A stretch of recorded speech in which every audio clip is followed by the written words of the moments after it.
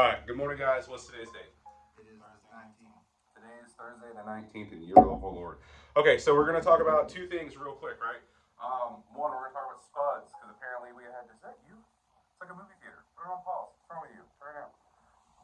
People are trying to watch the show, man. You think this comes at a free price? No. So people had issues with the Spuds, so we're going to go over that just in case you guys don't know. And for the newer guys, right? This is what connects the flush valve in a commercial toilet to the actual porcelain toilet. It's a Spud, okay? So the way it works is that there's a flared end at the bottom.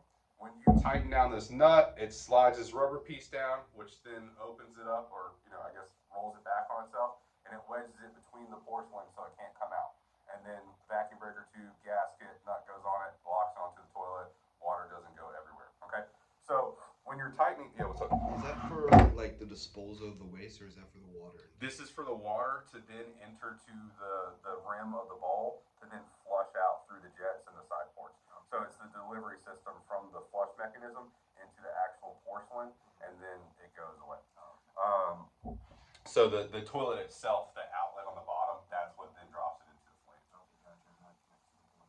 Yeah, this is basically what makes the transition from your chrome to your porcelain.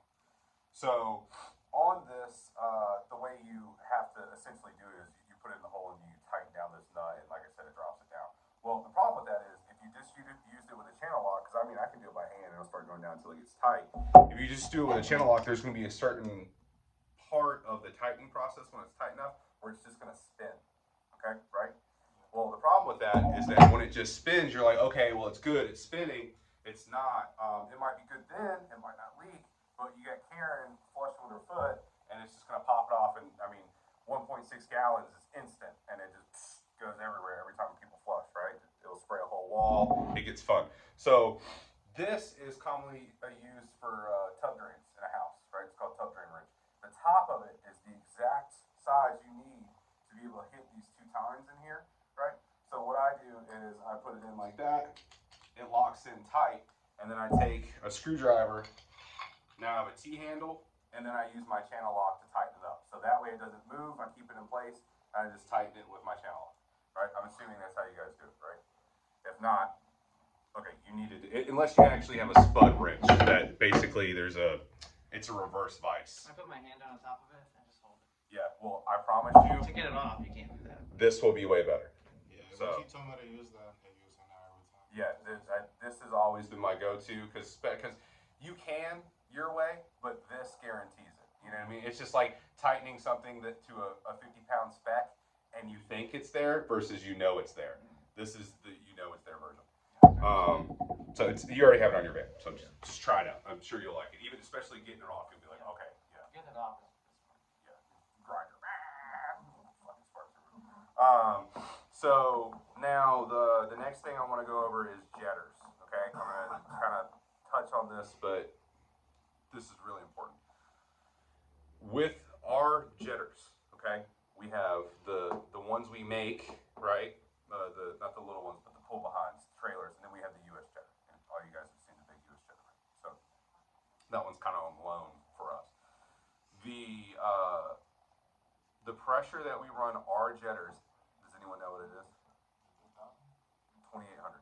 So ours pops at 3,000. So our pressure release valve that basically dumps it back into the tank or on wherever it's set up on the trailer itself, it pops at 3,000. We run it at 2,800. When you're running a jetter, you need to have pictures or video of you at 2,800 and get your manager involved.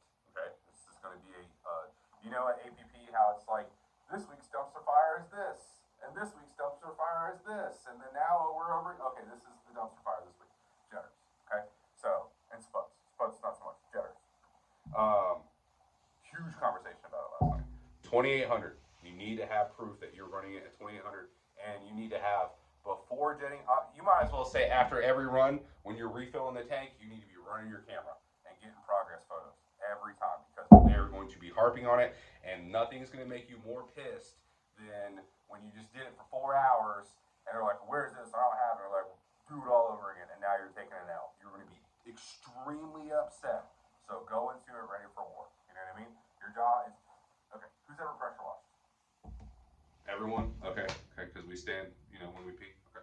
So when you pressure wash, like if you're doing the concrete, are you pressure washing like this?